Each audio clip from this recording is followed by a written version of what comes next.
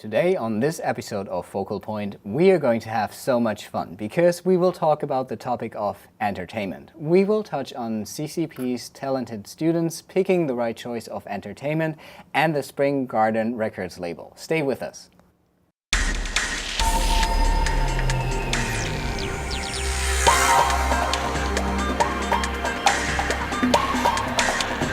Hello, I'm Andreas. And I'm Dolores. Welcome to Focal Point, the magazine show about the Community College of Philadelphia on CCPTV, the three-time Emmy-nominated educational channel of Community College of Philadelphia. Studying is not always the only option to fill up our time at CCP, but sometimes we need to entertain ourselves. That's true. You're very right, Maria. College students have to face a lot of academic pressure, and students have more flexible time than a full-time staff, so they need to find a way to have some fun. Surprisingly, we have many gifted students who are good at singing and playing instruments at CCP. Let's check it out.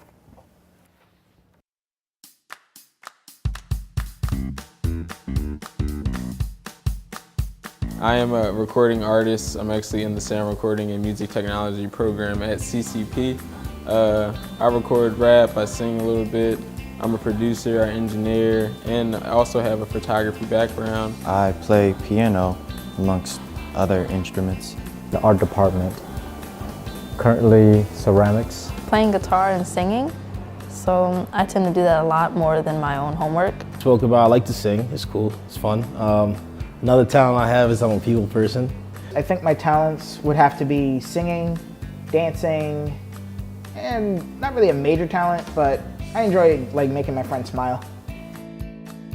My favorite kind of music is classical music. I love jazz. I've been listening to a lot of Miles Davis lately, actually. Jimi Hendrix is a great composer. I would say I'm very eclectic. I grew up in gospel, Fred Hammond, Aretha Franklin, Stevie Wonder, Al Jarreau, stuff like that. Bob Marley, I love Bob Marley, so I can sing like Bob Marley a little bit.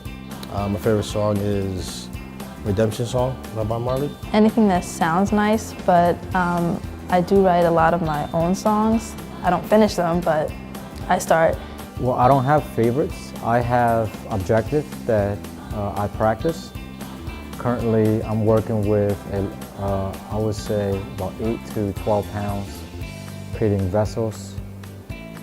More so organic forms of a vessel.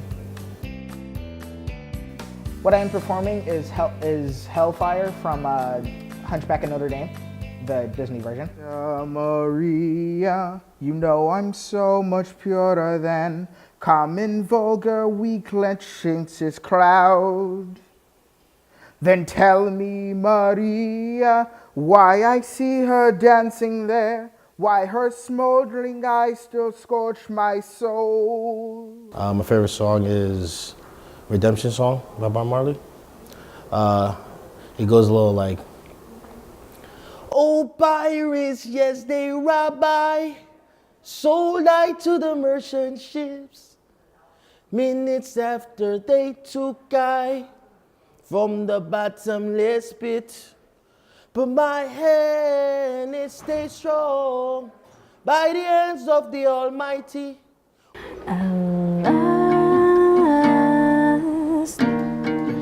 I found my peace of mind. I'm fighting all of my fears one at a time. I know you'll always follow me wherever I go, and I'll 40 fairs and coats, bearcats, and he's best. For Prince Ali.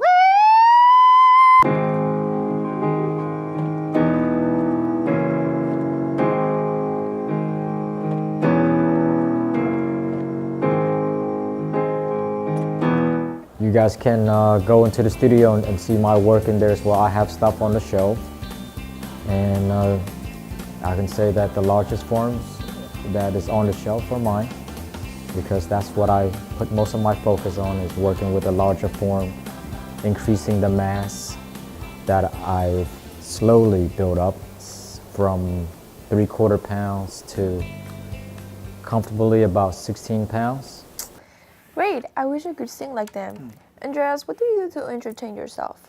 Well, in my free time, I listen to a lot of podcasts, mostly by NPR. And in fact, I'm doing my own podcast and I really enjoy it. Really? That's nice. Well, I'm surprised to learn that. And in my case, I like to take pictures. I'm not a professional photographer, but I just take random pictures and I really enjoy it as well. That's cool and good to know. Maria, in our second segment, we interviewed several college students to see how they entertained themselves. So let's find out.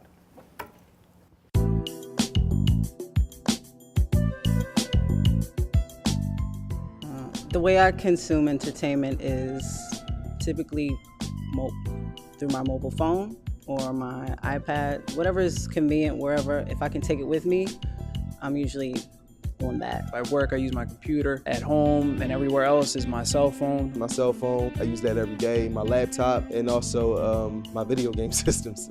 My phone or my laptop. Smart TV and cell phone.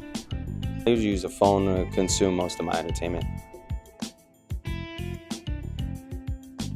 The censoring level of entertainment should be where it is now. It's raunchy, but it's not too much. I feel like it's become censored to the point where we don't actually know what's real and what isn't. And I feel like if everything was just kind of raw and out there, then everything would be better, because then people wouldn't be questioning, is this real? Is this not real? You know?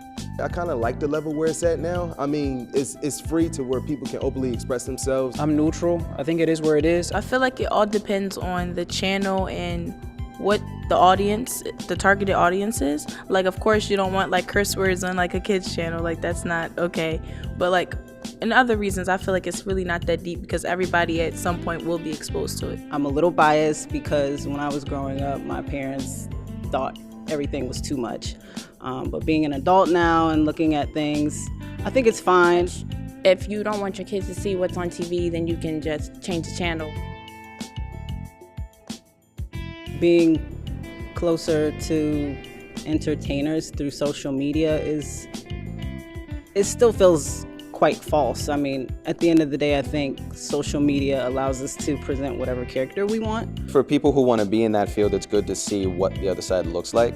Sometimes you don't want to know too much about your idols, because it could ruin whatever ideal or fantasy that you have about them. We watch and we see them on TV and we put them to such a high standard when really they're just human. But it also helps us see that they try to cover up so many things, but we can really see what it is now, like R. Kelly and all, like what really happened with like Elvis Presley and all that. The mystique, that's what kind of like, that kind of draws you to that person. Like, what is he thinking? I wonder what he does. I wonder what she does. I wonder what food that person eats.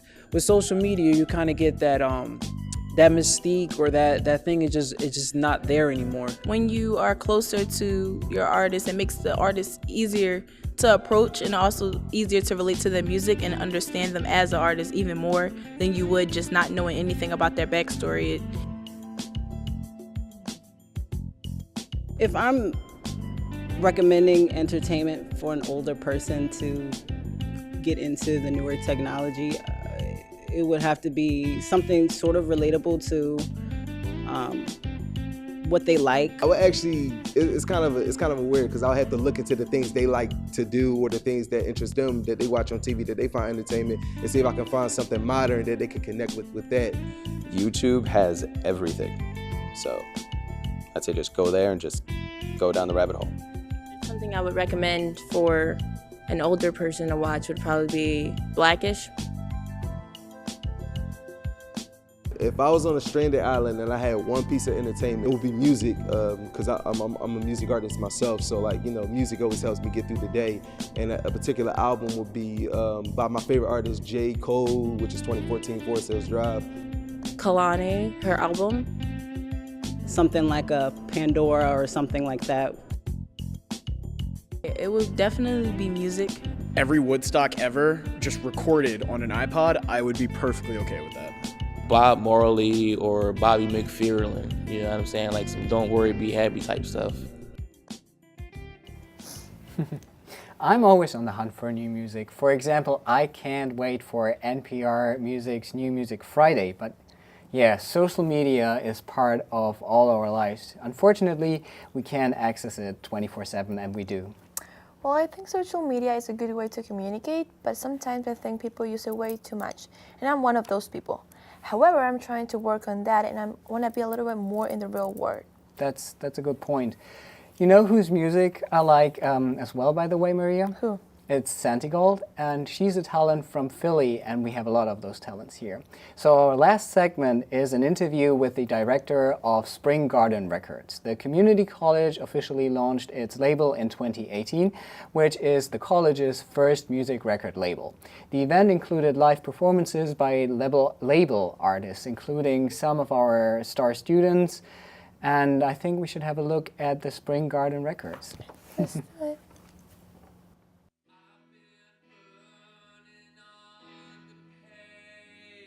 I got into production predominantly because I never really liked practicing my instruments a lot. I liked learning about things, and I could play a lot of different instruments, but I never wanted to be, I didn't really want to be the person standing on stage and playing the music. I wanted to be the person creating it behind the scenes. And that could be picking up a guitar or playing MIDI keyboard on a record, but I didn't necessarily want to be the person that was standing on the stage playing the music.